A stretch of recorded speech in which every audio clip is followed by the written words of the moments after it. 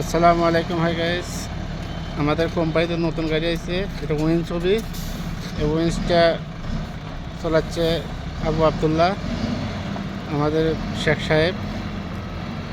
দেখেন নতুন গাড়ি, একবার ব্র্যান্ড নিউ নতুন গাড়ি। চাইনার তাইছে দুইখান, একখান ওই সাইডে কমপ্লিট হয়েছে, আর এইখান নতুন ঢোকা যাচ্ছে, কাম হবে।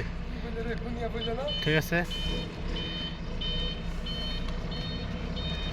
গাড়িটা এখন রেওয়াজ আসতেছে।